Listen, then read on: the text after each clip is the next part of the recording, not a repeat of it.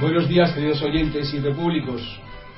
Soy Baldomero Castilla. Hoy es jueves 20 de marzo de 2014 y comenzamos un nuevo programa de Radio Libertad Constituyente.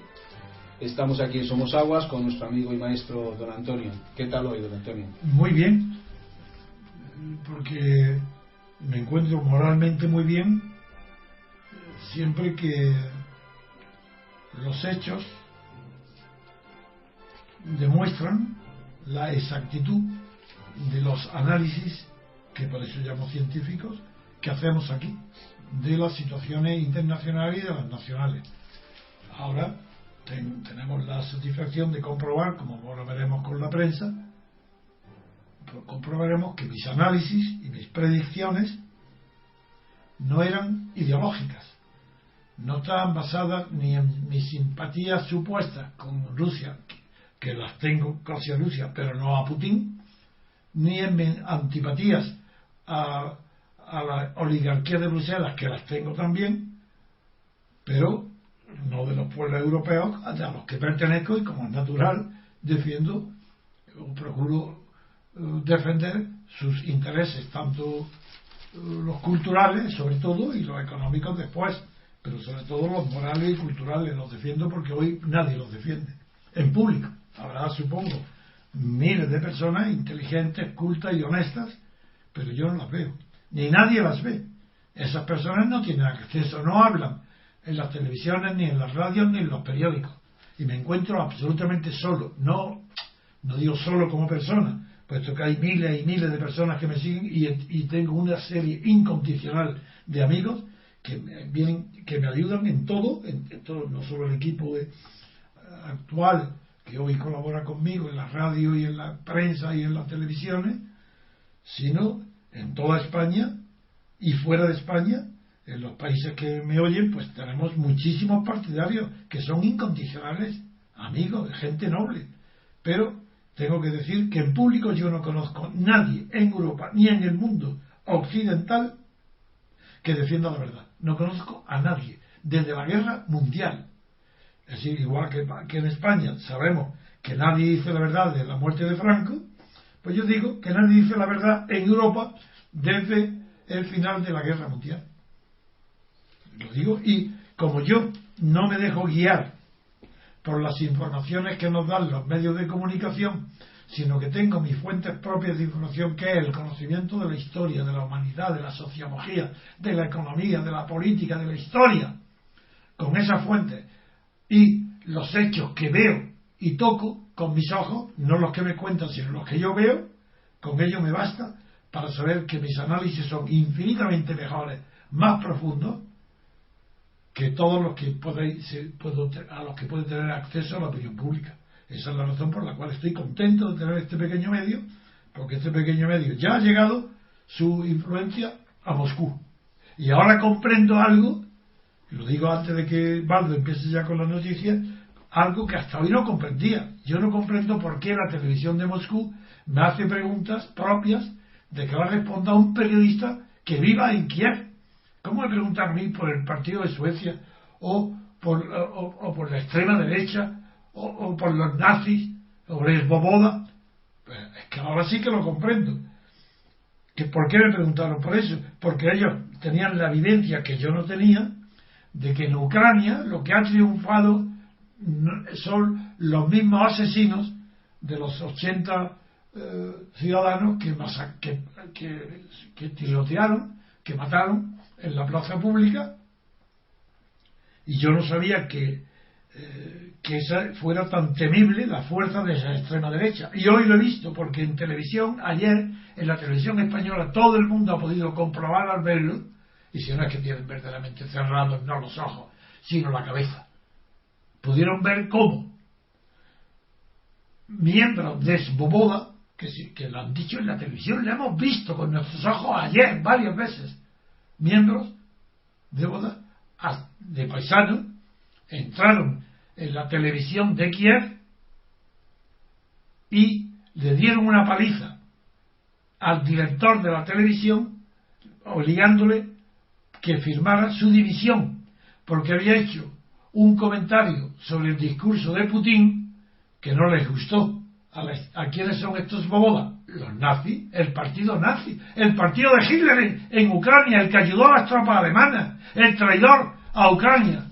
Bueno, pues ese partido es bobola, ese atacó la sede de televisión, obligó, dándole puñetazos y patadas, asustándolo al director, que se vio el pobre con una cara de susto enorme, es natural, obligándole a que firmara su dimisión por no haber mentido o haber deformado o haber exagerado los vicios, las maldades supuestas del discurso de Putin sobre la incorporación de Crimea a Rusia.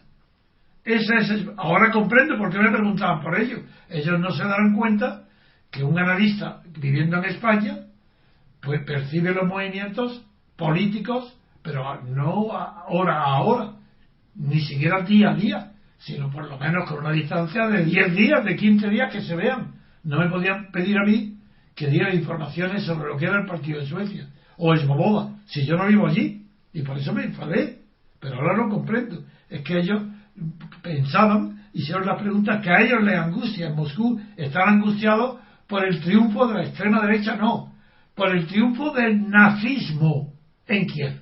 ¿Y por qué? ¿Cómo se puede hablar de triunfo?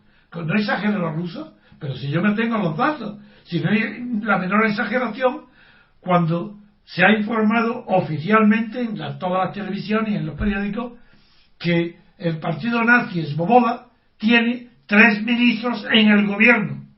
Es decir, ¿cómo va a decirse que es la extrema derecha incontrolada si es el partido al que pertenecen 3 ministros en el actual gobierno de Kiev, en el gobierno interino, en el gobierno del lugarteniente de Timoshenko? Pero no os dais cuenta que todo lo que estaba diciendo en mi análisis era cierto, que Alemania, la señora Merkel, la Fundación Adenauer y John McCain, la fundación suya republicana, han combatido y han tomado posiciones contrarias inicialmente a las de Obama, hasta que han arrastrado a Obama detrás de ellos. Y hoy Obama ha vuelto a equivocarse al apoyar a la Unión Europea en la imprudencia, la temeridad que ha tenido la Unión Europea para boicotear la posibilidad de un acuerdo comercial entre Ucrania y Rusia, y que es el origen de este conflicto. Bueno, eso le ha costado, de momento le ha costado ya a Ucrania la pérdida de Crimea. Legítima pérdida, está muy bien, eso es bueno, eso es positivo para la humanidad, porque Crimea es rusa, por tanto, ¿por qué mantener esa ficción más tiempo? Pero ya la imprudencia de Merkel la paga ya Ucrania. Pero es que van a seguir pagando más. Vamos a ver ahora las noticias de hoy. Sí, se con esta aclaración de que tenga todo el mundo en la mente que el gobierno apoyado por Estados Unidos, por Obama, por el ministro jefe del Departamento de Estado, Kerry, el gobierno apoyado por todo, el gobierno apoyado interino, apoyado por toda Europa, de él forman parte 3 ministros de extrema derecha, no, nazis.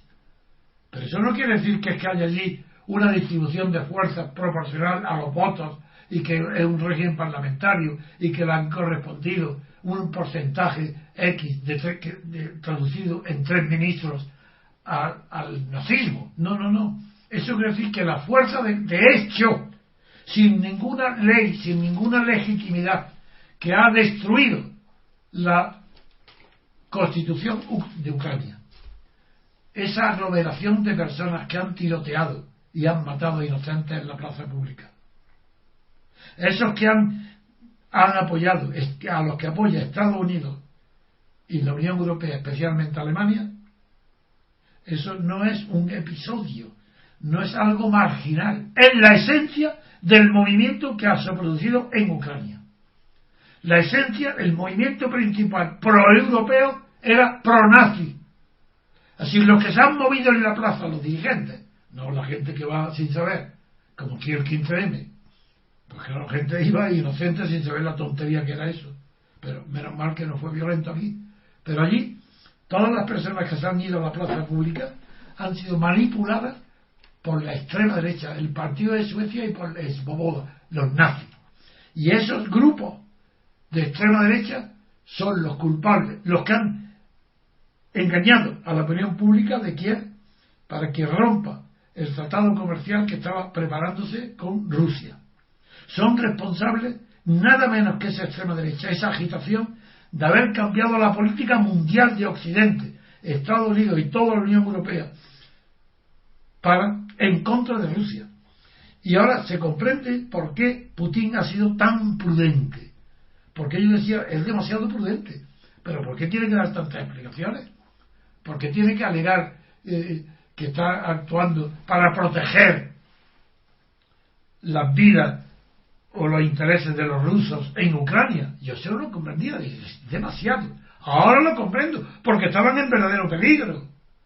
Claro que ha sido un prudente. Ahora valoro más a Putin hoy que ayer, porque ha tenido en cuenta el peligro que implicaba ese nazismo ucranio, esa extrema derecha, ese partido de Suecia, para los habitantes de Ucrania partidarios del entendimiento, no de volver a Rusia, no, del entendimiento comercial, político, económico y cultural con Rusia. Entonces ahora comprendo la precaución de Putin.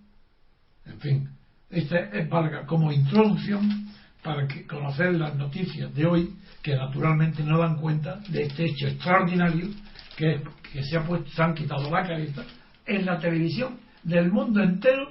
Hemos visto quiénes son las fuerzas políticas apoyadas por la UE, por Bruselas, es decir, por Rajoy y por Obama.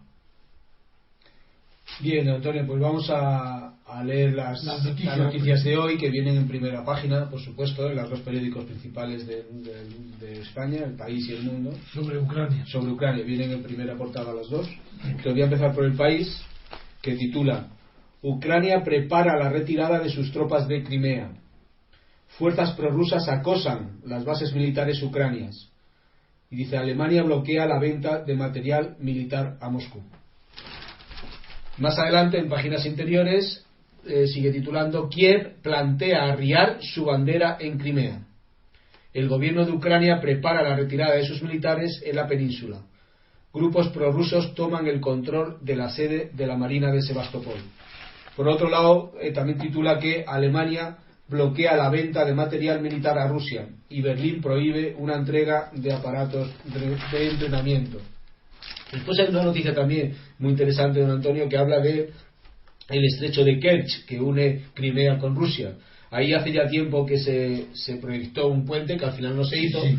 Pues Moscú ha vuelto a pensar en el proyecto, y el país lo titula y dice: la anexión requiere un puente, y se refiere a este puente, el puente entre Rusia y Crimea en el estrecho de Kerch. Dice: Moscú da un nuevo impulso al proyecto de construir una vía por la que transiten trenes y coches entre Crimea y Rusia sobre el estrecho de Kerch. Este es el país. Voy a analizar el país, sí, y luego pasamos. Bien, perfecto. ¿No? Bien, lo que usted diga. No te digo, para que el oyente tenga más cercano la noticia y mi comentario. Sí, solamente una cosa, don Antonio, que el país titula: Ucrania prepara la retirada de sus tropas de Crimea. Sin embargo, El Mundo dice: Rusia fuerza la retirada de tropas ucranianas de Crimea. Claro, son dos cosas totalmente distintas. Es lo que voy a comentar luego, cuando lo lea. Bien. Ahora de momento estoy con El País. De acuerdo. Bueno, pues ya que lo has dicho, venga, claro, que El País dice: Ucrania prepara. Porque El País es un poco más socialdemócrata que El Mundo, un poco más, porque los dos son de ideología socialdemócrata.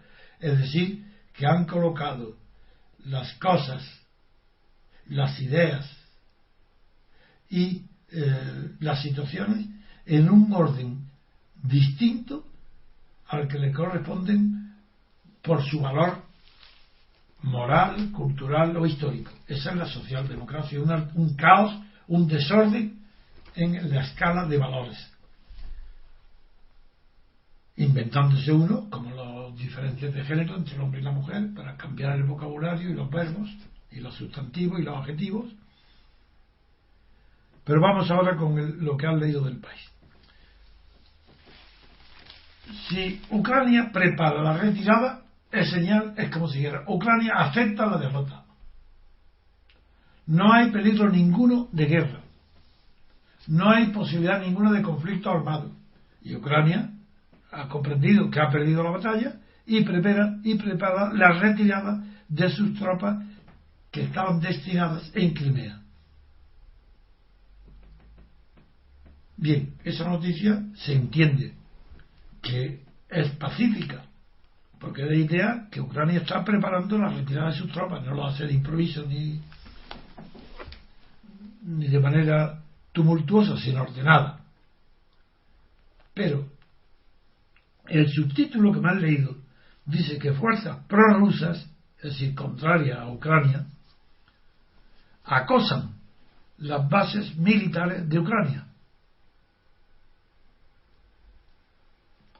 Y si leemos esa noticia, veremos luego, como me ha hecho antes de empezar Baldo, veremos cómo se refiere, por un lado, a material militar,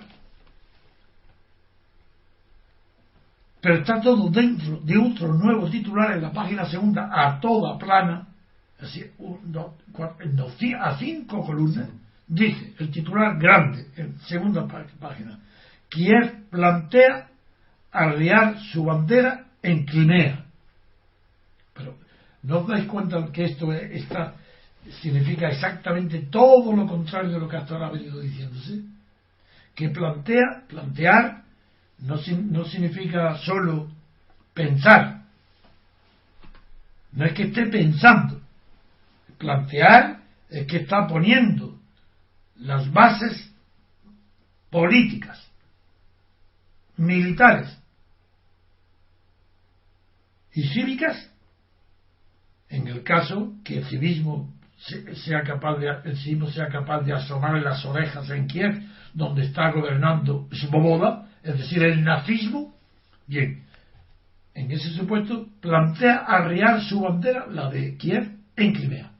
Es decir, no es que ya confirme la primera página la noticia de que Kiev reconoce que ha sido derrotada, y no ha sido derrotada en el campo de batalla, es muchísimo peor, es una derrota vergonzosa. Ha sido derrotada en los despachos ¿de dónde?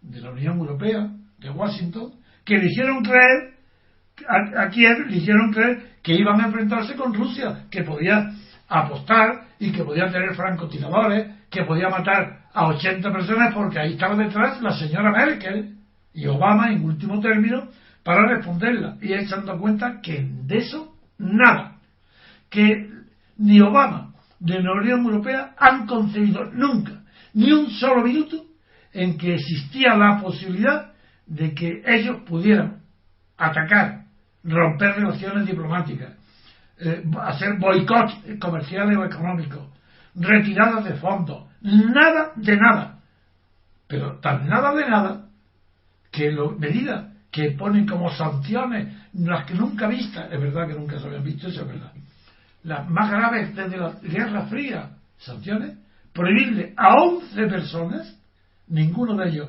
jefe de Estado ni de gobierno, prohibirle a 11 personas viajar a Estados Unidos. Ya dije ayer de broma, esas personas, lo siento, lo han condenado a un castigo tan grande que no podrán ver las cataratas del Niágara. Bueno, no sé que vayan por Canadá, que creo que también ver, es verdad. Se puede ver por Canadá. Es verdad, perdona, me equivoqué. No, bueno. No, que es verdad. Bueno, por las montañas rocosas. La montaña rocosa, sí, eso bueno.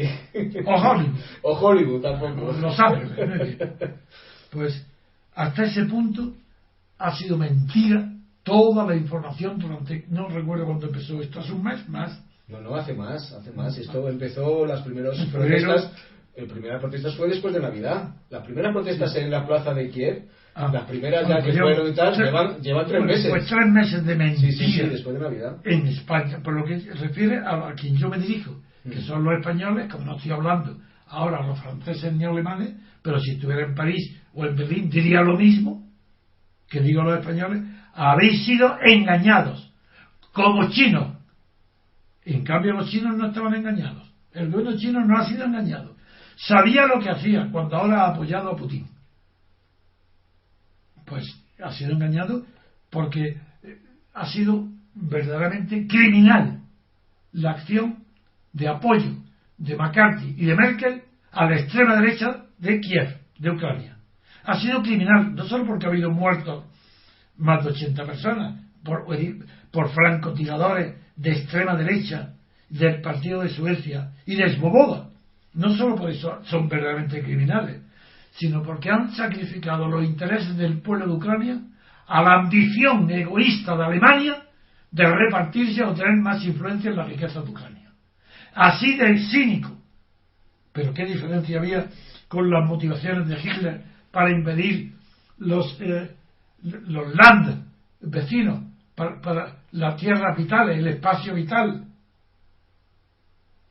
Esto es verdaderamente, es que da náuseas de pensar cómo pueden ser engañados millones y millones de personas en España. Hablo ahora de España, como lo diría de europea, después de la guerra, después de haber visto lo que pasó en la guerra mundial, después de haber visto lo que pasó con el Holocausto, después de haber visto, de conocer lo que fue el Gulag, después de conocer todo eso, cómo todavía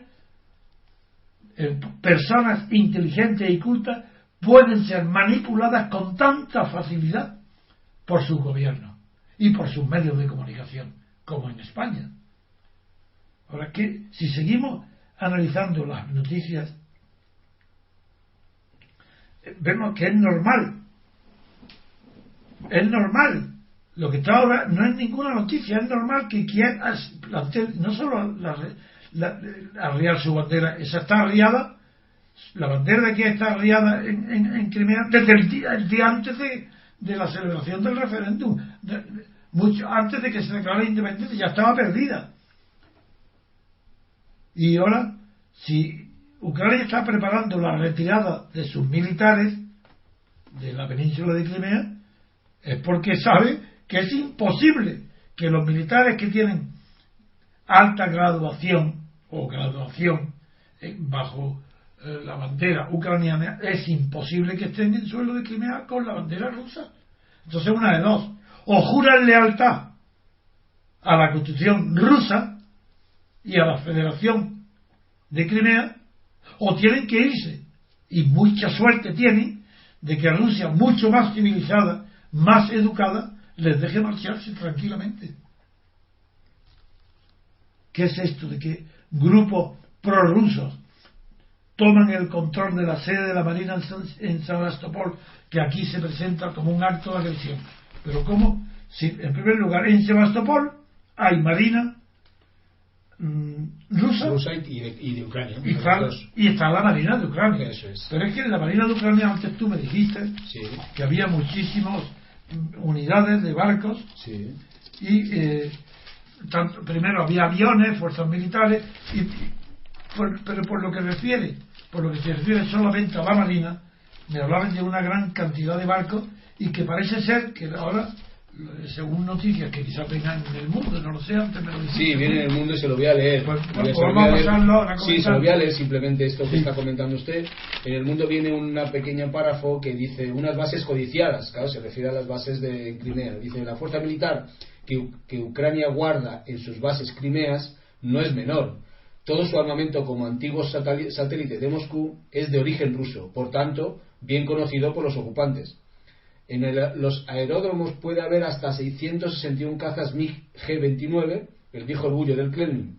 En la costa, la Marina ucraniana posee 388 naves, desde pequeñas patrulleras hasta submarinos, cruceros y guardacostas. Muchas de ellas ya están en manos de los rusos, por ejemplo, en la base de Belbek, rodeada por los mercenarios sin identificar de Putin. Se estima que aún quedan hasta 49 aeronaves que van desde viejos cargueros Antonov de la época soviética hasta modernos cazas de última generación.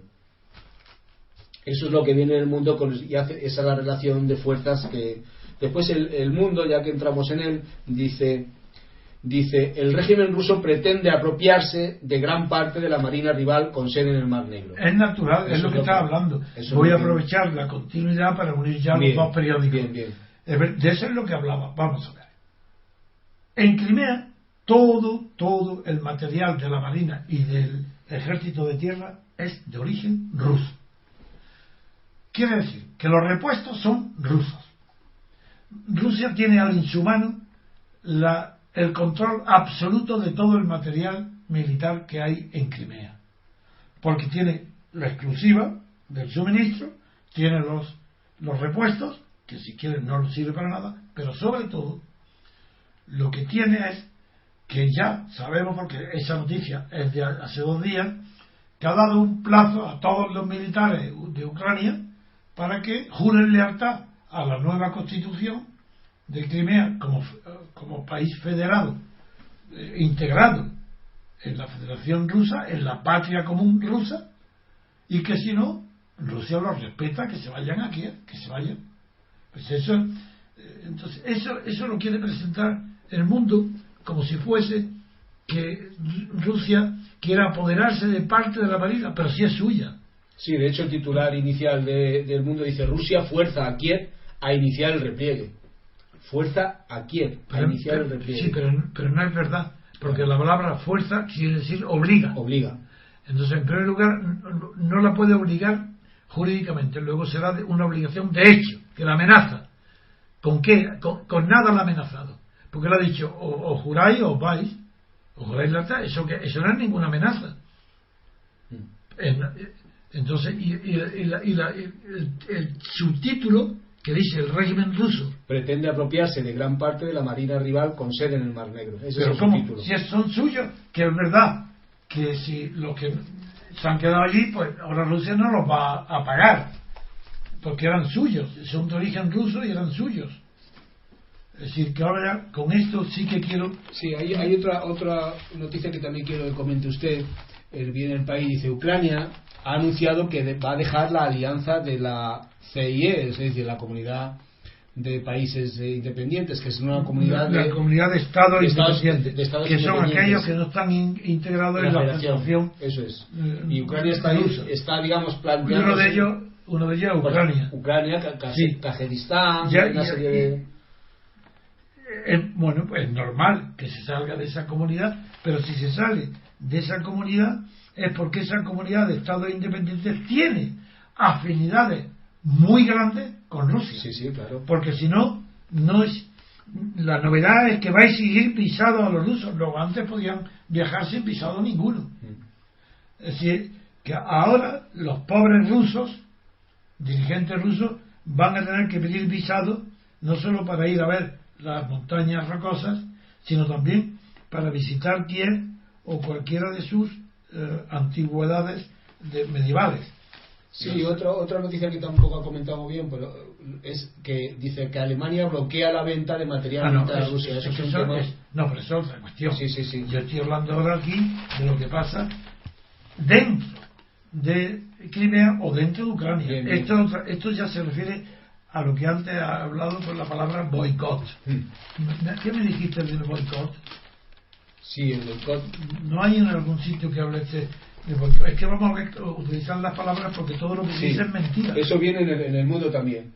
En el Mundo se lo voy a leer. Viene un titular a 3 columnas que dice: boicot a las armas rusas. El Consejo de Seguridad de la ONU vuelve a debatir la crisis.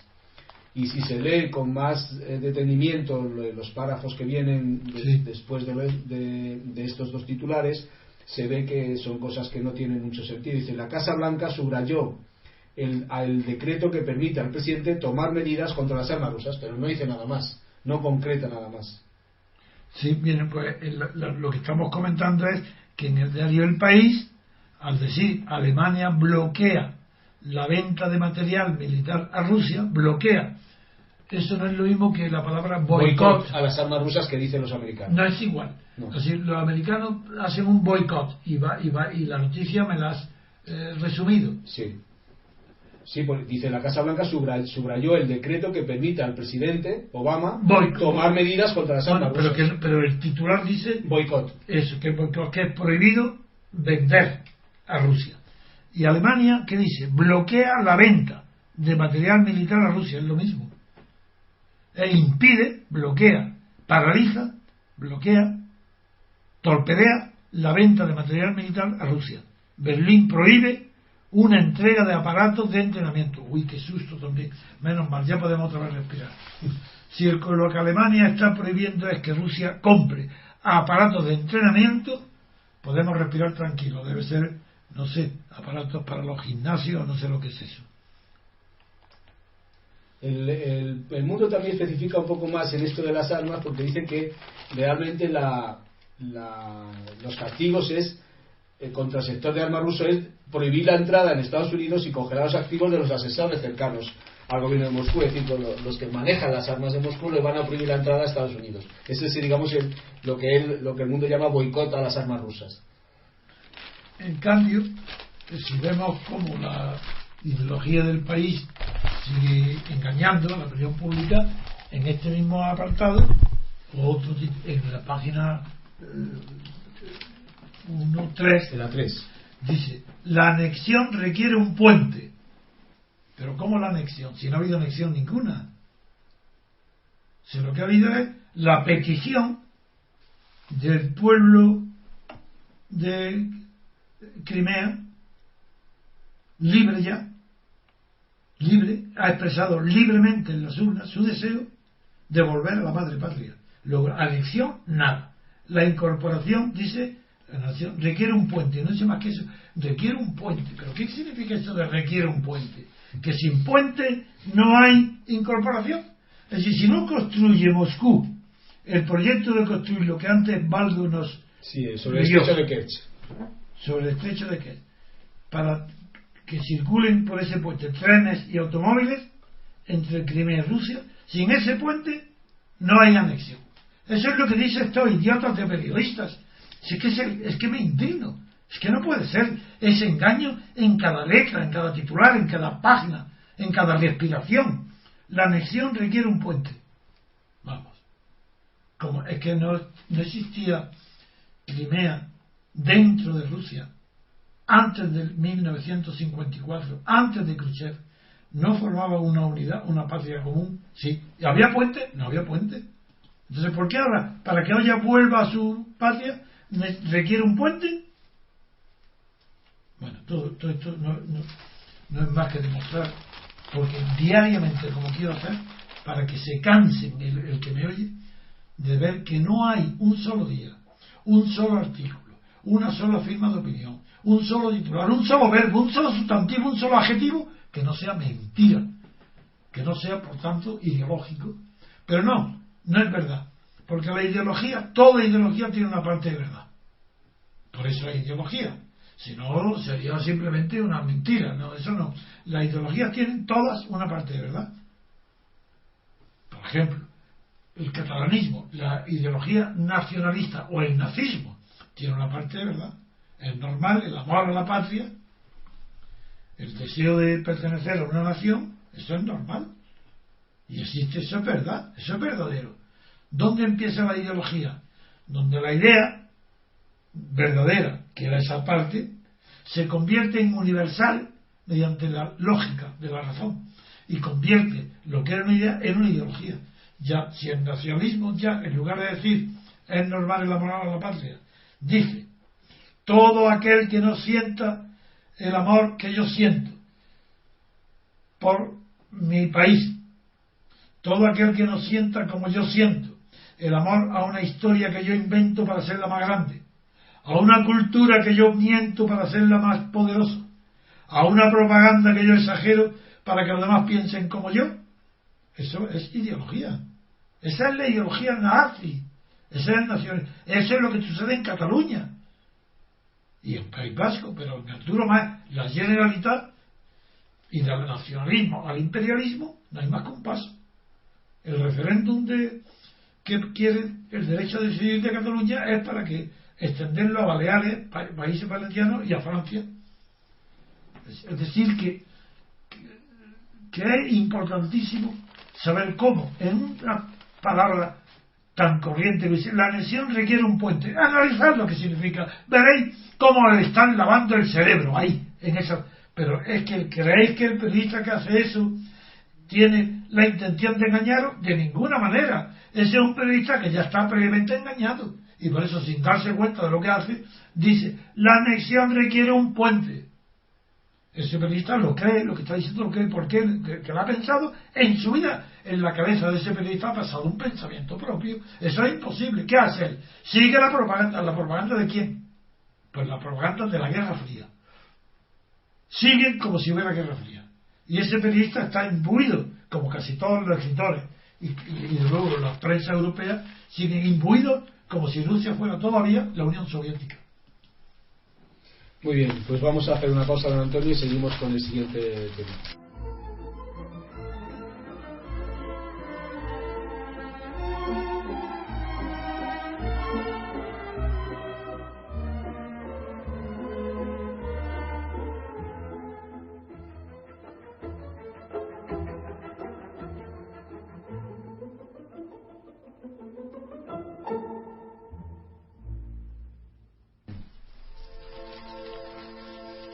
La siguiente noticia es relativa a una viene en portada del País y titula: La audiencia se rebela contra la supresión de la justicia universal. Jueces y fiscales impulsan la vía para recurrir al Constitucional. La audiencia combate el carpetazo del PP a la justicia universal. El juez Andreu y la Fiscalía apuntan a la inconstitucionalidad de la nueva ley. El Ministerio Público cree que la norma ataca la independencia de los jueces. Y dice el País: los abogados luchan para que las causas abiertas no decaigan. En El Mundo también comentan esta noticia, lo pasan en páginas interiores y titulan: La justicia universal, camino del Constitucional. El juez Andreu y la Fiscalía dudan de que encaje en la Carta Magna. Esto es en referencia, ya saben ustedes, al tema del juez Pedraz y su resolución con respecto al caso Couso. ¿Qué análisis tiene usted, Antonio, sobre esta noticia? En primer lugar, antes de destacar los errores y el desconocimiento de la prensa y sobre todo del país en esta materia, es de recordar que esta doctrina de la justicia universal es simplemente una utopía. ¿Sabéis lo que significa utopía? Pues yo lo diré. Utopía es lo que está fuera de lugar, lo que no tiene lugar, lo que no está en ninguna parte. Eso es el significado original de la palabra utopos, fuera del espacio, griega. Pero se divulgó mucho la palabra utopía dentro de la ciencia política y de la literatura filosófica después de que Tomás Moro, que fue canonizado porque se opuso al divorcio y le costó la muerte, se opuso al divorcio de Enrique VIII con la reina hija de Felipe II, con la española, pues Tomás Moro publicó un maravilloso libro que se llamaba Utopía, donde describía una situación utópica para poder criticar el presente, como le pasó también. Los ingleses fueron extraordinarios en la creación de utopías. No solo está Moro, sino también luego en el propio Renacimiento todavía está Francis Bacon con la nueva Oceana y la nueva ciencia, y sobre todo está nada menos que Jonathan Swift, el autor de Gulliver. Todo el que ha leído Gulliver disfrutará, recordará el disfrute con el que en los viajes de Gulliver recorría países de absurdos, donde se regían o tenían unas costumbres chocantes, y era una manera de describir los errores, las faltas, los defectos y los vicios de la sociedad inglesa. Eso en los viajes de Gulliver es maravilloso. De la misma manera que Montesquieu, cuando escribe las cartas persas, es igual. Pone en boca de un embajador del rey de Persia el ridículo, el absurdo, la incomprensión de las costumbres parisinas. Todas. Pues eso mismo, esa utopía, implica la idea de justicia universal. Mientras el mundo entero, no parte, no un continente, mientras el mundo íntegramente no forme parte de un solo Estado, no puede haber justicia universal. Porque para que haya justicia universal tiene que haber una ley aplicable en el mundo entero que determine lo que es justo e injusto universalmente. No como decía Montaigne en un célebre texto que a mí me valió cuando era estudiante de segundo de segundo de derecho. Me valió un premio extraordinario porque entro un día en la pizarra, como toda la clase, y había escrito en la pizarra un breve texto traducido del francés, no sé quién era, y la cuestión era comentar ese texto. Y yo no solo lo comenté, sino que sabía de quién era. Y dije que ese era un texto de nada menos que del escéptico Montaigne, y comenté lo que era el escepticismo francés. Y puse, yo con 17 años, ya puse las diferencias que había entre el escepticismo de Montaigne y el de Pascal. Siento así que había pensamientos muy parecidos entre uno y otro, y los distinguí, y dije que aquel que decía, literalmente el texto de la pizarra decía lo justo o lo injusto, lo justo y lo dulce y lo amargo no cambian porque son productos de la naturaleza, mientras que lo justo y lo injusto dependen de la frontera o de un estado a otro. Lo que es injusto al otro lado de los Pirineos no lo es a este lado. Y esa idea de los Pirineos citada por Montaigne, me acordaba, lo puse y me valió, claro. Yo lo vi con 17 años, me di cuenta de quién era el autor y de lo que significaba el escepticismo inteligente del autor del qué sé yo, qué sé, de los ensayos y de la maravillosa obra escéptica, pero maravillosa, porque en el fondo es un seguimiento de la doctrina estoica expuesta por Tácito, por Cicerón, pero con un estilo maravilloso en francés. En realidad el idioma francés quien lo crea es Montaigne, el idioma de verdad culto. Pues bien, decía que mientras haya estados distintos, la justicia no puede ser universal. Y la idea de utopía de justicia universal la inventa Garzón y otros como él por megalomanía, para darse a conocer, para decir yo soy capaz de juzgar a Pinochet y condenarlo a muerte. ¿Y qué? Pero ¿a quién niño está engañando ese pobre hombre? ¿Pero cómo? ¿Es que acaso tiene España la fuerza para detener, juzgar y condenar y fusilar a Pinochet? Entonces, ¿de qué está hablando de justicia universal? ¿Eso qué es? Eso es mentira, es una utopía. Porque no hay derecho universal, porque no hay ley internacional, como lo he recordado a propósito del referéndum de Crimea. Y se lo he recordado a la vicepresidenta de nuestro gobierno, una abogada del Estado que ignora que no existe ley internacional y que la Constitución de Kiev no ha podido ser violada porque no está en vigor, pero quien la acabó con ella no fue Rusia, fue Svoboda, la extrema derecha esa que tiene a los 3 ministros.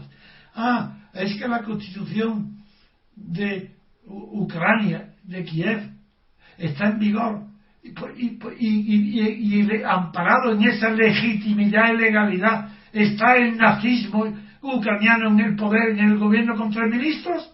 ¿A que nadie se atreva a decir eso? Pues eso es lo que está diciendo el gobierno, Merkel, Rajoy y Santamaría, cuando dicen que lo que ha pasado en Crimea es ilegal, anticonstitucional. ¿Pero qué están diciendo? Si la Constitución de Kiev no existe, ha sido derrocada por los hechos. Pues bien, lo mismo pasa con la justicia universal. No hay Constitución universal, no puede haber justicia universal. No hay una fuerza mundial, un ejército mundial que imponga la soberanía en el mundo, no puede haber justicia universal. No hay policías con mandato en el universo. Otra cosa son los cascos azules, eso es distinto. Eso requiere un acuerdo que puede ser vetado por cualquiera de los que tienen derecho a veto. Son acuerdos para calmar, situar o controlar ciertas situaciones de violencia armada.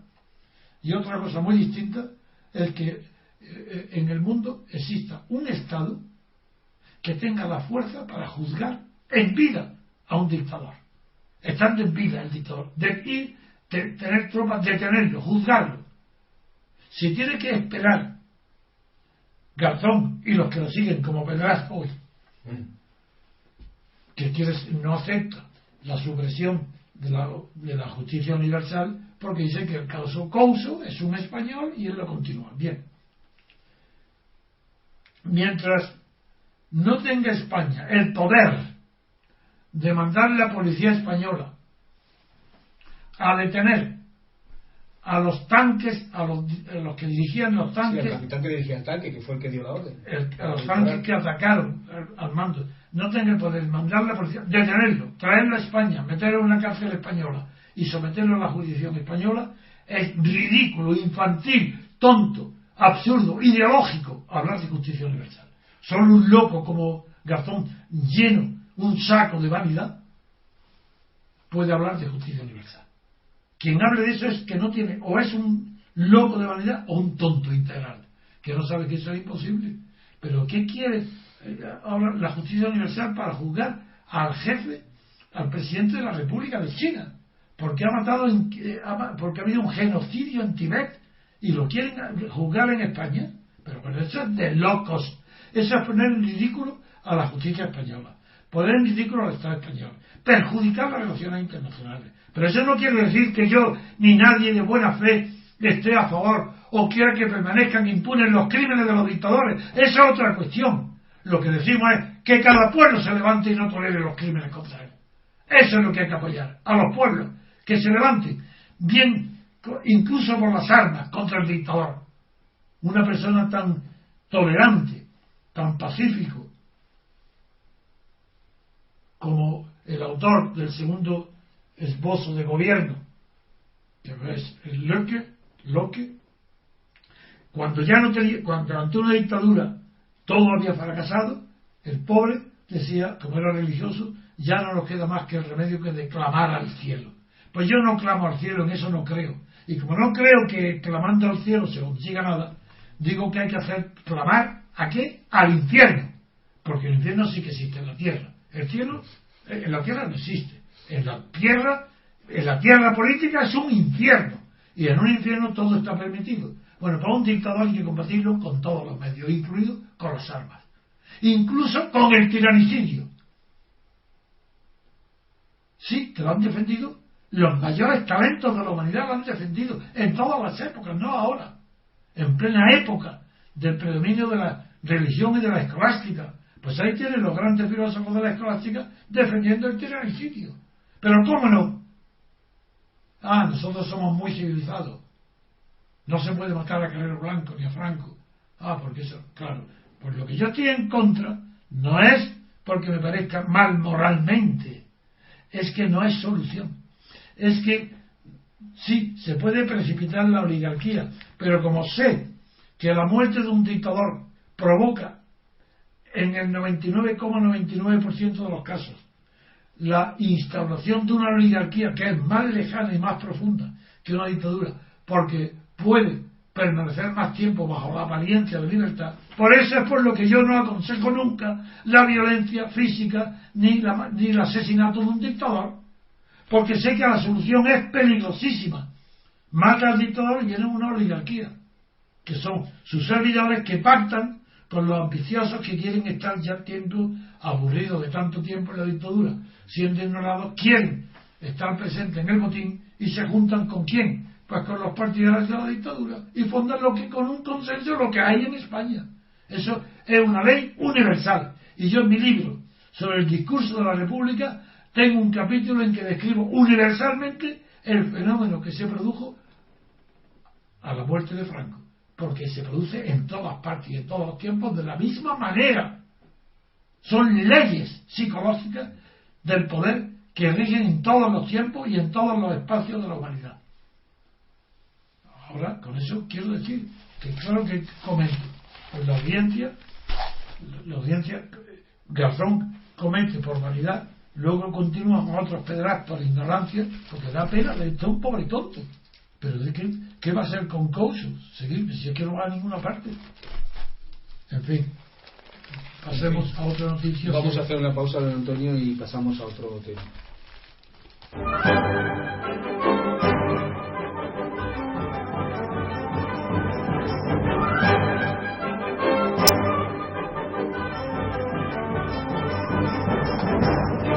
Pues la siguiente noticia es una noticia que viene en páginas interiores sobre el Sahara y la ONU, y titula El País: duelo final por el Sahara en Washington y la ONU. Rabat y el Polisario multiplican sus campañas de presión. El próximo 31 de abril el Consejo de Seguridad de las Naciones Unidas... España ni siquiera aparece. España no aparece para nada aquí. España no tiene nada que ver en esto. Yo lo que va a ver después. Venga, vamos a ver. Habla del Frente Polisario, del gobierno marroquí, de Estados Unidos, pero de España no dice nada. Dice: el próximo 31 de abril el Consejo de Seguridad de Naciones Unidas debatirá la prolongación del actual mandato en el Sáhara Occidental de la MINURSO, la misión de la ONU que vigila desde 1991 el alto el fuego en la excolonia española.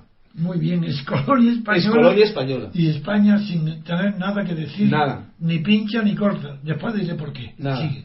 Dice, y la campaña en marcha de presiones políticas, económicas y diplomáticas está desatada y en su recta final. Marruecos quiere evitar de nuevo que la ONU discuta y apruebe incluir en ese mandato futuro de la nueva MINURSO cualquier alusión a la vigilancia de los derechos humanos en ese territorio, y para ello está desplegando todos sus encantos. El tema está en que, dice, la semana pasada el rey Mohamed VI anunció, nada más regresar de una gira africana, la aprobación en Consejo de Ministros de un proyecto de ley para terminar con los juicios a civiles en los tribunales militares. Que es de juicios civiles a civiles. A civiles. Juicios a civiles. A civiles. Con leyes militares. Eso es, en los tribunales militares. Procesos militares. Eso, de eso se está quejando los aquí, claro, la noticia es que el Frente Polisario, en pleno franquismo, después del año 68, en el año creo que fue el 69, 70, pero muy pronto, vino a visitarme a mi despacho en el Paseo de la Castellana, unos enviados por el Polisario para pedirme que hiciera con el Frente Polisario lo mismo que había hecho con Guinea Ecuatorial. Pero en aquel tiempo que vinieron a verme, yo tenía tal vigilancia, tal campaña por lo de Guinea,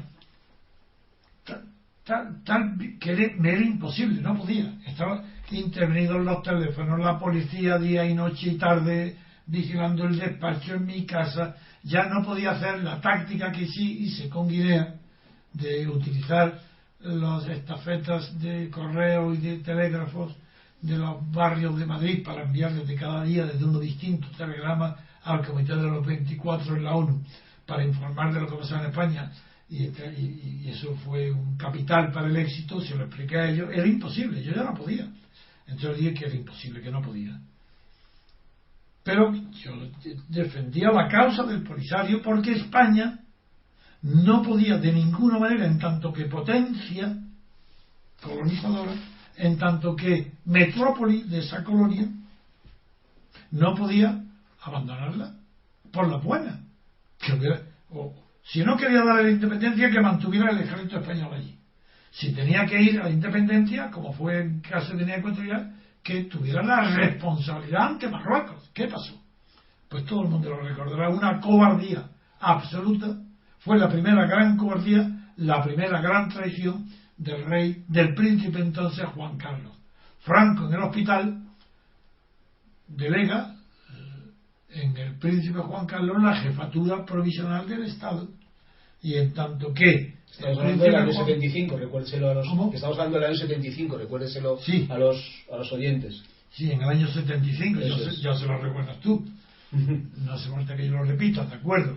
Entonces, el rey Juan Carlos preside como rey de España, como jefe, no, rey no era, como jefe del Estado, en nombre de Franco, preside el abandono por España del IFNI, de los territorios, a consecuencia de la Marcha Verde, que fue la rendición sin condiciones del ejército español a toda aspiración de conservar o de regular o de controlar el proceso de descolonización del Sahara. Villa Cisneros, territorio IFNI, territorio de oro. Y todo esto, esta vergüenza, este abandono, si son tus hijos, si lo has tratado como madre patria, que decía, ¿por qué no dirige y controla el proceso de su independencia? ¿Por qué dejas que Marruecos, aprovechando la debilidad de Franco y sabiendo que enfrente de la jefatura del Estado hay un príncipe dispuesto a todo, a todo, que entre otros abandonar como abandonó al pueblo saharaui? Pues ahora, claro, el Frente Polisario quiso que yo protegiera, defendiera sus derechos, no pude, y la verdad es que no me arrepiento, porque es que físicamente era imposible. Y hoy se asiste al espectáculo que es Marruecos la que, sin tener soberanía sobre ese territorio impone su ley moral en la ONU, en las Naciones Unidas y a España. ¿Y cómo? Pues que él se distingue, dice Marruecos ahora presume, dice no, porque ¿a qué viene la noticia de hoy del Polisario? Pues viene a cuento de que Hassan presume de ser un rey humanista y partidario defensor de los derechos humanos, haciendo que los juicios que el Estado de Marruecos tenga contra los civiles responsables de actos penados en la legislación de Marruecos, pero relativos al territorio del Sahara Occidental, del Polisario, donde está el Frente Polisario pretendiendo obtener la soberanía y la independencia, pues bien, pretende que esos juicios a ciudadanos civiles no sean dirigidos, sometidos a procesos militares, a procedimientos militares. Y eso es lo que, por tanto, lo que hace Hassan es bueno, pero lo que es malo. Mohamed es esto, don Antonio. Hassan era su padre. Su padre. Es mi edad. Sí, ya. Es bueno, costumbre que, por cierto, tengo que decir que su padre, sí, en su tiempo, sí, me mandó un mensaje a través de un conocido mío de Marruecos, antes, para nombrarme miembro de la Academia de Marruecos. O sea, cosa que yo dije, no puedo porque soy republicano. Bueno. Pues bien, sí, estoy hablando, claro, de que ahora el Polisario se encuentra así, bajo el manto protector únicamente de la ONU, y allí en la ONU, si no hay una dirección de una potencia occidental, en concreto de España, aquí Hassan tiene todas las de ganar porque estará apoyado por Estados Unidos. Eso es lo único que quería yo añadir a tu lectura y tu información sobre la noticia que viene del Sahara. Bien. Pues vamos a hacer una pausa y vamos a intentar hablar con Roberto Centeno. Venga. Y vamos a hablar ahora de economía. Ahora mismo.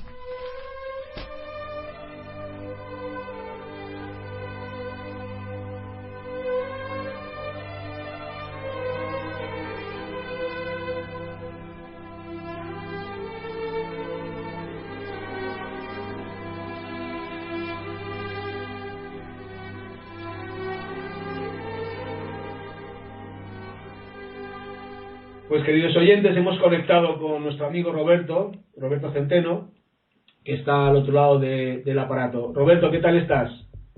Muy bien, estupendamente.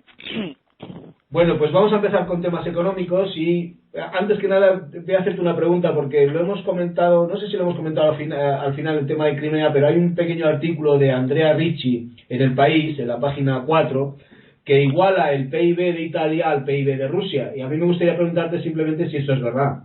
Es decir, si el PIB de Rusia... Es que a mí me parece imposible. A mí me parece demasiado, no sé. No, es que me parece imposible, nada más que por la cuestión del petróleo y del gas. Vamos a ver. Me parece, no sé dónde ha sacado este señor los datos y me parece imposible. Efectivamente, eso es absolutamente imposible. Italia tiene un PIB que es, digamos, algo superior, como un 30% o algo así, al de España, pero desde luego ni por el forro al de Rusia, o sea que no sé qué pretensión tiene. La periodista lo cifra, Roberto, en 2 billones con B de dólares. 2 billones de dólares. Mira, el PIB de España, vamos a ver, el PIB oficial, que está sobrevalorado un 30% sobre el PIB real, es de 1,4 billones de dólares. Entonces, sí, el de Italia será 2 billones y el de Rusia, pues ahora mismo no lo sé de cómo se mire, pero vamos, no hace falta ver que Rusia es prácticamente un imperio, tiene las mayores reservas de gas del mundo, reservas de petróleo para dar, tomar y regalar, tiene... Yo creo que debe ser, pero casi 10 veces más que el de España y 7 o 8 veces más que el de Italia. Por supuesto.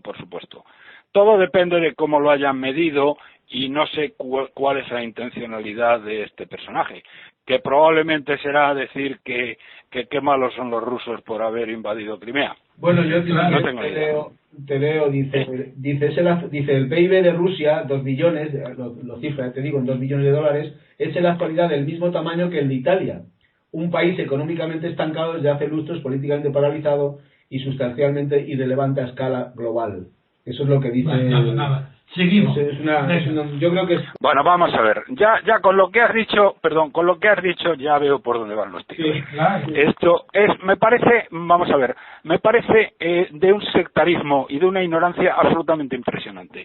Porque si el PIB de Italia puede que esté estancado, pero desde luego el PIB de Rusia va como una moto. Es que ha crecido en el año 2007, 2008, 2009, 2010, cuando todos estábamos sumidos en una situación absolutamente de hundimiento, es que ha estado creciendo a cifras del 8%, del 10%, aunque ahora la economía rusa se ha ralentizado. Lo cierto y verdad es que el crecimiento ha sido de Rusia, del PIB de Rusia, ha sido simplemente brutal. Entonces, y de hecho el propio ministro de Economía ruso, Alexei Uliakayev, hace unos días comentaría que van a crecer este año el 1,4%, que eso es absolutamente insatisfactorio y que van a tomar toda una serie de medidas para incrementarlo. Y fíjate las medidas que van a tomar, que es justo las contrarias de la que estos miserables, ignorantes y sectarios que nos gobiernan están tomando.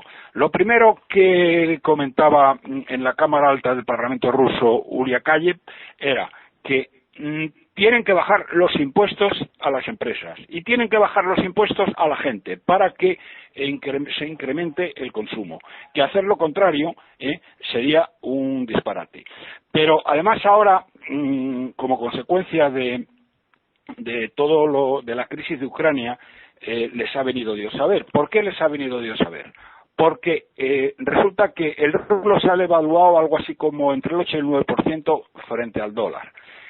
Y claro, eso para un país que es tremendamente exportador significa que las exportaciones rusas van a tomar un ritmo enorme a lo largo de este año 14 y 15. Es decir, que esto ha sido un efecto colateral que le ha venido fenomenal.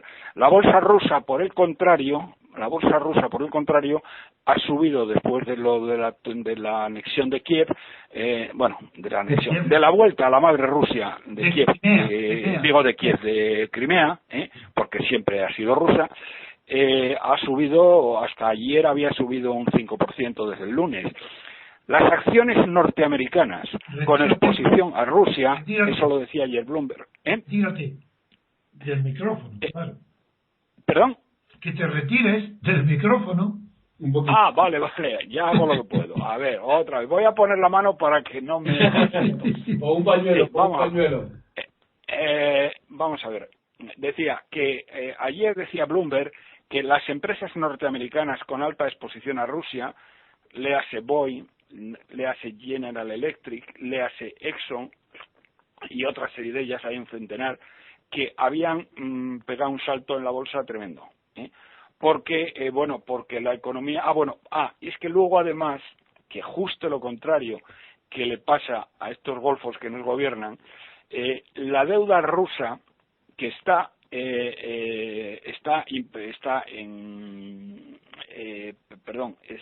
en rublos y en dólares, pero la parte correspondiente a rublos, que es la más importante, resulta que como consecuencia de la evaluación del rublo, pues es como si, para entendernos, es como si de golpe, de la noche a la mañana, Rusia debiera un 9% menos. Y tan es así que una salida a bolsa, una salida del equivalente del Tesoro ruso que tenían previsto para estos meses, la han eliminado. Y prácticamente no va a tener que pedir prestado nada Rusia de aquí a final de año. Justo lo contrario que esta panda que tenemos al frente nuestro, que van a tener que endeudarnos en el año 2014 260.000 millones de dólares para devolver deuda y para deuda nueva. Es decir, que estamos como de la noche al día en la situación económica. Está mejorando la economía rusa, está mejorando una barbaridad. Así que no sé lo que dice este personaje, pero en fin, esto es lo que puedo decir al respecto. Muy bien. Pues ¿qué tema nos traías hoy, Roberto? ¿Tienes ¿Qué tema nos traías hoy? O sea, esto te lo he preguntado yo, pero vamos, puedes hablar de lo que quieras. Ya, bueno, vamos a ver. Yo, estoy bastante inmerso, precisamente por lo que le comentaba antes a Antonio, en darle una profundización. Hace 2 semanas escribí, con la ayuda inapreciable de don Antonio, como casi siempre, de mi maestro, escribí un artículo sobre la situación de Ucrania, que ha tenido una repercusión brutal. Entonces, ahora lo que quiero es que, una vez que se ha producido ya la anexión, ver un poco cuál es la situación político-económica de todo este tinglao. Y lo primero que tengo que decir, sobre todo porque estamos en España y la mayor parte de los periodistas españoles, que se llaman a sí mismos periodistas, porque realmente son puramente unos mercenarios de la pluma, que y la mayoría de ellos es lo que don Miguel de Unamuno llamaba, a ver si recuerdo la palabra y si no me la recuerdas tú, Antonio, abecedetos, que saben leer pero no entienden lo que escriben, que saben leer pero no entienden lo que leen, y que saben escribir pero que no saben tampoco lo que escriben. Bien, entonces, ¿qué, perdón? Que sí, está bien. ¿Tú lo habías oído esto de Unamuno? No, yo no me acuerdo. Pues sí, los llama abecedetos, y hoy yo diría que hay mucho más abecedetos por kilómetro cuadrado en España que en la época de Unamuno, porque antes había más analfabetos, pero abecedetos está ahora lleno, y como ahora tienen los medios a su disposición, pues si pueden decir las chorradas que se le ocurran. Hombre, el otro día, lo digo porque es que me causó vergüenza ajena, de pura casualidad vi los desayunos de TV, y había un tipo del ABC, había unos periodistas, pero yo escuché a uno del ABC, lo quité inmediatamente. Y este tío decía el lunes que claro, que en Crimea, los crimeanos pobrecitos habían votado con la pistola de los soldados rusos en la cabeza. Bueno, ¿cómo puede ser un tío tan ignorante, tan sectario, tan estúpido, tan cretino como este corresponsal del ABC? Pero bueno, los señores que leen ABC, ¿cómo pueden leer esta basura? Es que no hay por dónde cogerlo, vamos. La desinformación aquí de la gente es tremendo. Pero, perdón, a lo que iba. Roberto, un segundo. Antes de seguir, tú has hablado del ABC. Se sabe que su ideología es de extrema derecha, conservador. Bueno, eso explica algo. Pero ¿qué explica que El Confidencial, uno de sus grandes escritores, que está todos los días en la televisión en 24 horas, que creo que se llama Gratiniano Palomo, no sé cómo se llama, tú lo sabrás porque tienes mucho predicamento, pero bueno, dijo literalmente que Tocqueville era uno de los padres de la Constitución de Estados Unidos. ¿Quién? ¿Que era qué?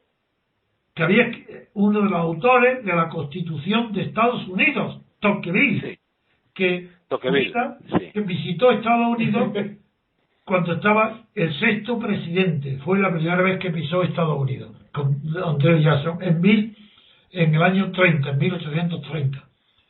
Ahí fue la primera vez que visitó. Y luego un filósofo de esa envergadura, que este ignorante hable diciendo que Tocqueville era fundador y padre de la Constitución de Estados Unidos, es que yo oigo algo así, y eso es para cerrar la televisión y retirar el carnet de periodista.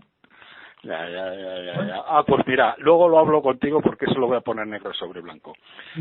Porque me parece increíble, vamos, no me sorprende, pero me parece inaudito. Pero vamos, que en el Confidencial en esto, me voy a meter con él personalmente, cosa que jamás he hecho con ninguna de las personas que escriben el Confidencial. Es muy pretencioso, muy creído, y los demás... Pues vale, pues le voy a dar hasta mi carnet de identidad con esto. Pero perdona, hay una cosa que sí quisiera, porque la he recuperado con toda una serie de datos, para que sepan los españoles qué es lo que ha ocurrido. O sea, ¿qué pasa en Crimea una semana después de que haya decidido volver a la madre Rusia? Primera cuestión. Todos los funcionarios, incluidos naturalmente los militares, las Fuerzas Armadas y las Fuerzas de Seguridad del Estado, han pasado a ganar el sueldo que le corresponde en el ejército soviético y en las Fuerzas de Seguridad soviéticas. ¿Y eso qué es? Que ganan 2,4 veces más de lo que ganaban la semana anterior. Porque ya les empiezan a pagar desde esta semana. Exacto, 2,4 televisión. ¿Perdón? Le he oído la noticia en televisión. ¿Sobre? Esta misma, lo que tú acabas de decir. Pues, bueno, los ganan 2,4 veces más. Exacto. ¿Cómo se llama? La gente normal va a espera incrementar, y es lo lógico porque es así en Rusia. La renta disponible de las familias en Rusia es un 60% superior a la renta disponible de las familias en Ucrania y, por supuesto, en Crimea. Por lo tanto, van a tener, en un periodo de tiempo, lo de los funcionarios así de inmediato, claro, de la noche a la mañana. Pero las familias van a acabar teniendo, lógicamente, un incremento del 60% en su renta disponible. O sea, que deben estar tristísimos. La electricidad y el gas se lo van a bajar a la mitad de precio. Van a pagar por el gas y la electricidad algo así como la quinta parte de lo que pagamos en España, porque van a tener los precios interiores rusos. Segunda cosa, les han dado a todo el mundo, bueno, les están dando, porque está habiendo colas para ello, les están dando a todos pasaportes rusos, naturalmente, y tienen acceso los jóvenes a todas las universidades rusas. Pueden ir a estudiar a donde quieran, a San Petersburgo, a Moscú, a donde quieran. Desde ya. El número de becas que tienen ahora mismo los chicos rusos, los chicos crimeanos, se ha multiplicado por 5. Y Rusia va a poner en marcha un programa de devolver a Crimea su antiguo esplendor turístico,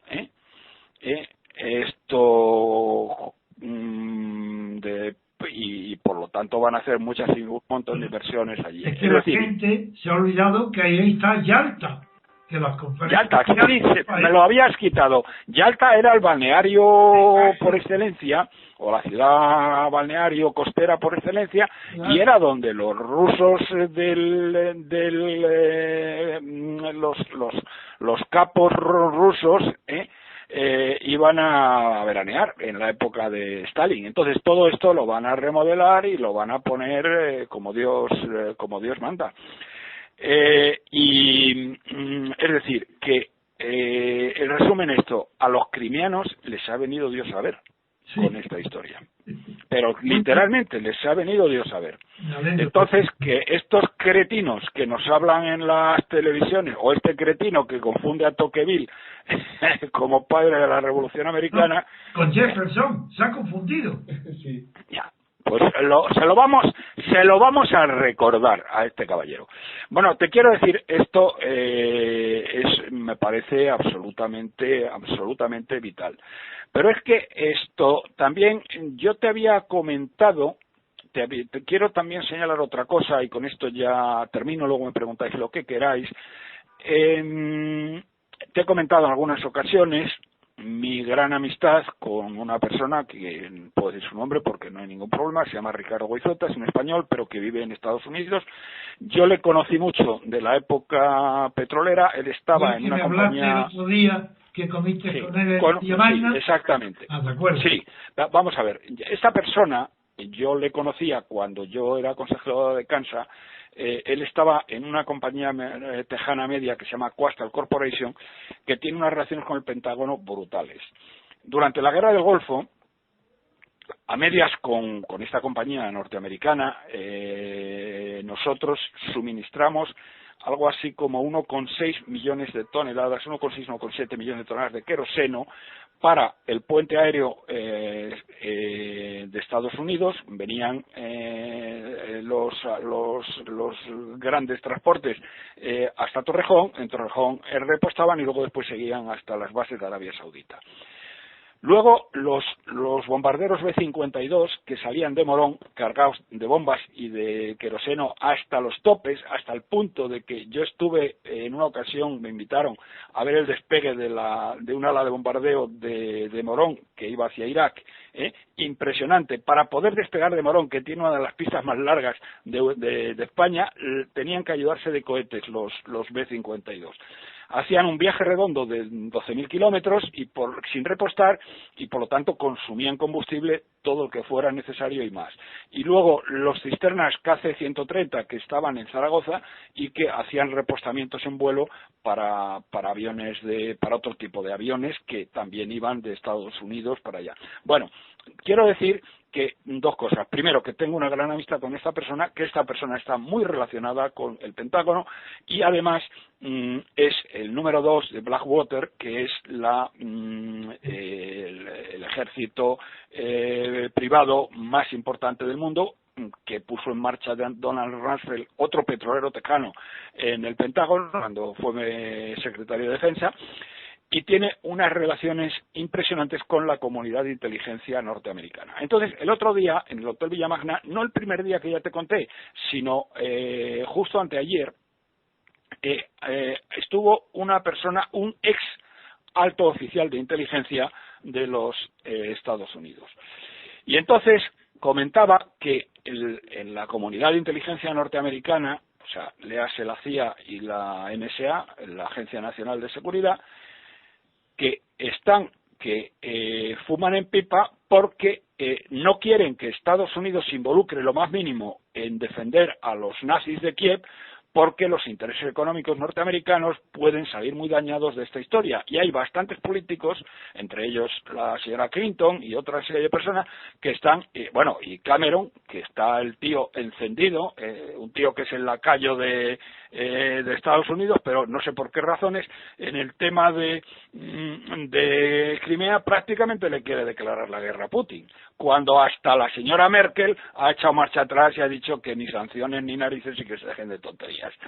Bien, bueno, pues me comentaba esta persona otra de las barbaridades que, en un momento determinado yo le pregunté un poco en broma, una cosa que ha publicado la prensa española, es decir, los garicanos de turno, diciendo que había gente de Blackwater, es decir, mercenarios, a los cuales aquí les denominan los tristemente célebres mercenarios de Blackwater. Y bueno, claro, estos tristemente célebres son los tíos que se están partiendo la cara con los talibanes, con los fundamentalistas y con todo hijo de vecino, que por cierto los están matando a centenares. Pero bien, entonces me dijo que eso era absolutamente imposible. Primero, para que Blackwater pueda mandar a esta gente a misiones de combate, que es a lo que se dedican, es un negocio, tiene que contar con la aprobación del Pentágono. Pero es que además ocurre que sus relaciones son con Putin, con Putin y amigos de Putin, y concretamente están actuando en Kazajistán, en Kirguistán y en Turkmenistán, que tienen efectivos del orden de una brigada, como 3.000, 4.000 hombres. Dice, ¿cómo van a estar la gente de Blackwater haciendo de mercenarios contra Putin y a favor del gobierno de los nazis de Kiev, cuando realmente para quien trabajan de verdad es para Putin? Pero bueno, y aquí en este punto nos ha contado, que esto es noticia que os doy hoy, que me comentó este ex alto, que hablaba perfectamente español, era un tejano que había sido bilingüe y hablaba español perfectamente, como tantos y tantos otros norteamericanos. Bien, entonces me ha comentado una cosa que me ha dejado pasmado. Yo no sé si tú lo habías oído, querido Antonio, pero agárrate. ¿Sabes que la Unión Europea les va a dar a estos nazis pistoleros de golpistas de Kiev, les va a dar 15.000 millones de dólares? Sí, lo sabía. En teoría, ¿perdón? Lo sabía. Sí, bien, eso sí lo sabías. Sí.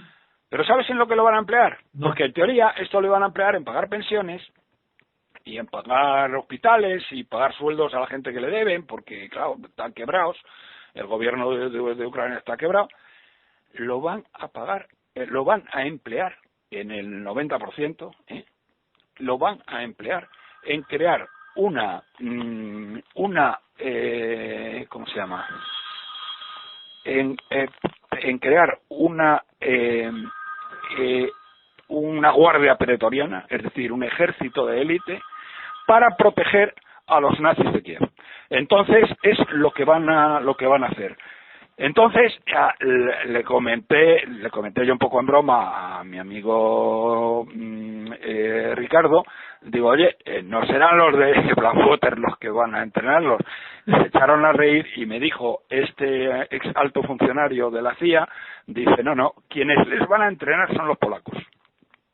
Sí, señor. ¿Qué te parece que el dinero que vamos a poner nosotros, que España va a tener que poner 1.098 millones de dólares, los van a utilizar en formar a una banda de asesinos y de pistoleros que van a ser los que van a proteger, porque ellos no se fían de las fuerzas de seguridad actuales porque eran del otro régimen, los van a poner en la calle y van a poner a toda una serie de tíos que están entrenados por los polacos?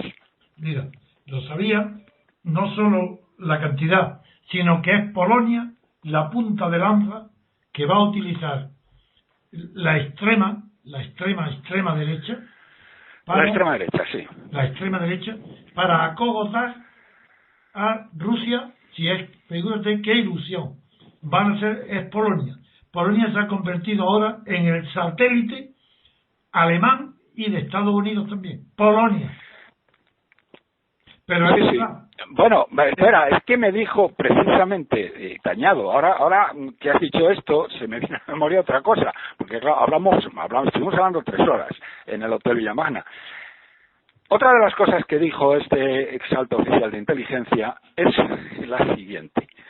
Me dice, comentando esto de los polacos, dice, hombre, es que Polonia es el niño bonito de Estados Unidos porque forma parte del sistema antimisiles y hay fuerzas del sistema antimisiles de Estados Unidos. No solamente eso, sino que fue el punto débil donde estalló la crisis de la Unión Soviética, porque el triunfo del presidente de Estados Unidos, Reagan, fue exactamente por el problema polaco, porque es ahí donde no pudo resistir ya más tiempo los misiles, la protección antimisiles. Y ahí donde se rindió la Unión Soviética. No, vamos a ver, perdona, lo del escudo antimisiles es de antes de ayer, es decir, en la época de Reagan, no existía eso. Pero verás, es que te quiero decir lo siguiente, comenta esto, dice perdón. Roberto está hablando de la famosa Guerra de las Galaxias, que eso lo promovió. No, pero eso no está, vamos a ver, el escudo antimisiles. Vamos a ver, en la época de Reagan, lo de la Guerra de las Galaxias era un concepto. Ahora ya no es un concepto, ahora son lanzadores de misiles antimisiles, que es completamente distinto. Entonces, las bases de estos lanzadores de misiles antimisiles están desplegadas desde hace, ¿qué te diría yo?, 6 meses o un año, todo lo más. Pero verás, es que a lo que quería decirte, este ex oficial de inteligencia decía, es que Polonia es el niño bonito de Estados Unidos porque está participando en este tema. Y digo, hombre, pero oye, que nosotros estamos lo mismo, porque en la base de Rota hay desplegados de momento un barco que es una fragata antimisiles y va a unirse otra que forman parte también del mismo escudo antimisiles que Polonia.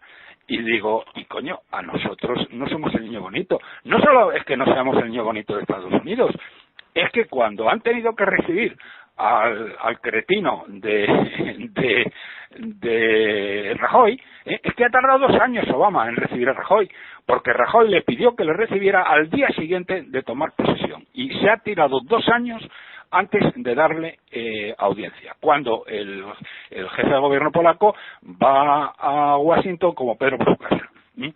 Y entonces me dice, mire usted, señor Centeno, eso es como todo en la vida. Dice, y en la política más, pues hay gente que tiene peso y hay gente que no lo tiene. Hay gente que sabe hacer valer los favores y gente que no sabe hacer valer los favores. Y realmente su presidente está muy abajo en la lista de las personas que son capaces de conseguir para su país nada que se tenga en pie. ¿Y qué te dijo de Polonia? ¿Qué? ¿Y qué te dijo él de Polonia? Tu amigo. No, bueno, él eso lo tiene muy claro. Él hizo un comentario genérico en el sentido de que, vamos a ver, los polacos siempre habían tratado a los eslavos, tanto bielorrusos como ucranianos, como digamos como si fueran gente de tercera y cuarta clase, que es lo que siguen pensando en este momento, porque los polacos tienen un altísimo concepto de sí mismos. Para los polacos, Polonia no es solo un país. Polonia es una cultura, Polonia es algo que trasciende, es una unidad de destino universal, como se decía. Perdona, de eso vamos a seguir. Eso desde el siglo XVI, la dinastía lituana fue la primera oligarquía del mundo, la más moderna y la más avanzada. La Universidad de Cracovia, Kepler, los grandes descubrimientos, chicos, eso vamos a dejarlo, porque eso es verdad, que hay una tradición. No, si no digo, vamos a ver, si no digo que no sea verdad, no digo que tienen, porque es verdad. Ya, pero tienen un alto concepto de sí mismos. Ya está. Y y ellos desprecian, esto no les autoriza, el que hayan tenido a Kepler, en fin, y a tantos y tantos otros, gente extraordinaria, no les autoriza para haber tratado como auténticos esclavos a los eslavos con el protectorado de Polonia. Pero por lo que dice, es que he dicho, eso ya es tan sabido que no merece la pena hablarlo, que sigamos. No, he sabido, vamos a ver, he sabido por ti y por 4 más y por este señor de la CIA, pero el resto de españoles esto no tienen ni idea, como no tienen ni idea de que desde el año 1441 al año 1780 y tantos, todo el arco de lo que es hoy Ucrania, Crimea, etcétera, era un estado tártaro, el Kanato de Crimea, que era un estado musulmán vasallo del Imperio Otomano, y que fue el zar de Rusia quien... Mira, en el siglo X, la mujer más poderosa de toda la Europa central era Olga, la que estaba al frente del Kanato justo de Kiev. Sí. Del Kanato de Kiev. Sí. Bueno, pues que esto lo liberaron estos señores, y te voy a contar una historia que, aunque como tú sabes todo, seguramente la sabes. Cuando el zar, que no sé qué zar fue, libera, es decir, destruye, expulsa a los tártaros, y convierte al cristianismo, porque a la región ortodoxa Iván III, bien. Bueno, pues había un español, y ahora mismo tengo el nombre por aquí, pero ahora mismo no lo tengo delante y por lo tanto no lo puedo recordar. Había un general español que era muy amigo del zar, que había nacido en Nápoles, pero que, bueno, en la Nápoles española de esa época, y estuvo luchando a favor de esto. Y la calle principal de Odessa lleva el nombre de la Riva, me parece que se llamaba. Escucha, José de la Riva. José de la Riva. Fue el segundo del príncipe Potenquín. La reina, la zarina Catalina II lo protegió. Como primero actuó en batallas militares, era muy valiente y tenía mucho prestigio, lo pusieron al frente de la armada, y los demás almirantes, los jefes de la armada, se molestaron de que un militar de tierra estuviera al frente de la Armada, y lo nombraron, la zarina lo nombró contraalmirante para que no hubiera disturbio, y él fundó Odesa. Al fundar Odesa le puso el nombre Odesos, griego, que significa ciudad tranquila de viajeros, porque en Grecia es la Tracia. Odesa es lo que es Crimea, era la antigua Tracia, era el Ponto Euxino, Ponto del mar, sí. Y pertenece completamente a Occidente. Y un español que yo valoro muchísimo y he hablado mucho de él es José de la Riva. José de la Riva, exactamente. Pues esto lo sabía y lo comentó para que veas que la comunidad de inteligencia norteamericana es inteligente, no como otros.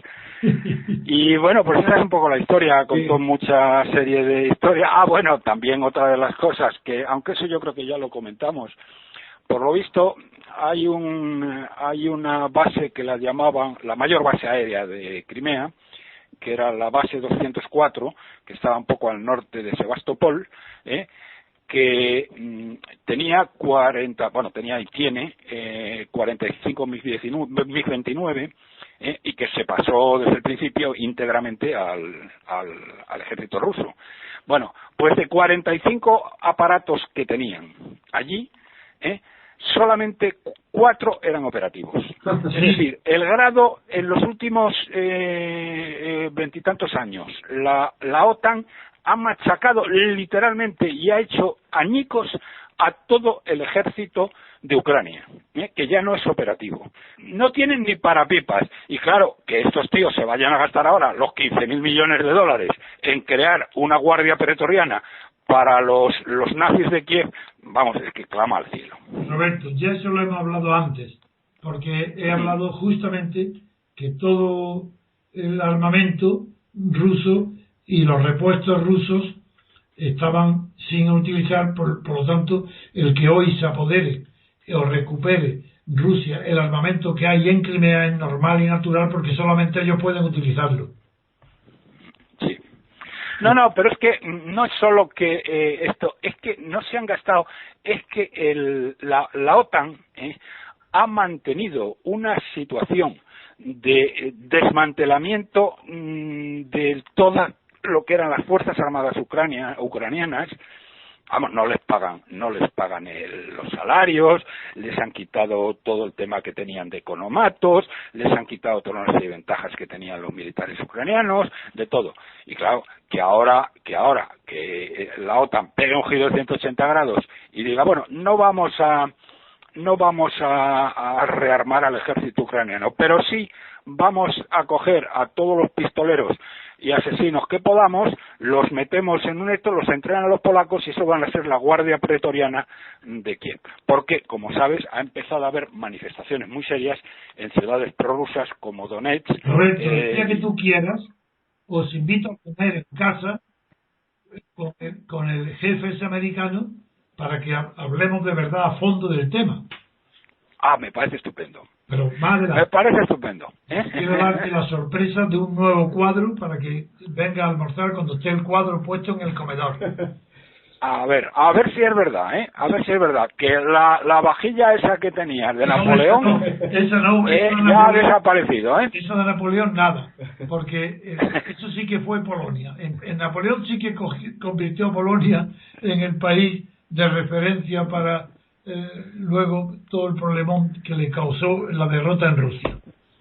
Bueno, hombre, él tenía una novia polaca guapísima, María Waleska, que era una mujer de primer nivel. Muy culta. Bueno, pues Roberto, muchas gracias por tu intervención. Muy bien, gracias a vosotros. El artículo del lunes. Venga, hasta luego. Muchas gracias. Adiós. Muchas gracias a los clientes y muchas gracias a ustedes, Antonio. Pues hasta el próximo día.